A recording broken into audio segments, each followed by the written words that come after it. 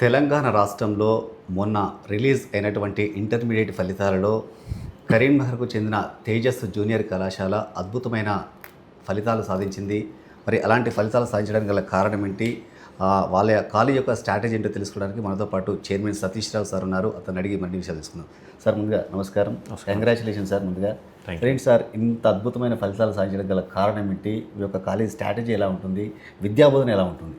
Okay, ముందుగా ఇటీవల ప్రకటించిన ఇంటర్మీడియట్ ఫలితాలలో మా తేజస్ జూనియర్ కాలేజ్ విద్యార్థులు రాష్ట్ర స్థాయి మార్కులు అనగా ఇంటర్మీడియట్ ఫస్ట్ ఇయర్లో 470 గాను 467, 467, 466 ఈ విధంగా, అదేవిధంగా ఇంటర్మీడియట్ సెకండ్ ఇయర్లో 1000 మార్క్స్ గాను 993, 992 ఈ విధంగా రాష్ట్ర స్థాయి మార్కులు సాధించడం జరిగింది. దీనికి ఒక టీం వర్క్, మా యొక్క లెక్చరర్స్ కానీ మా ప్రిన్సిపాల్స్ కానీ అందరూ కూడా టీం వర్క్ చేసి ఒక టీమ్గా వర్క్ చేసి వారికి daily exams, study hours, classes అన్నీ ఏర్పాటు చేసి ప్రతి ఒక్క విద్యార్థి మీద ఇండివిజువల్గా ఫోకస్ చేసి ప్రతి ఒక్క విద్యార్థి చదివే విధంగా, పాస్ అయ్యే విధంగా అన్ని ఏర్పాట్లు చేయడం జరిగింది.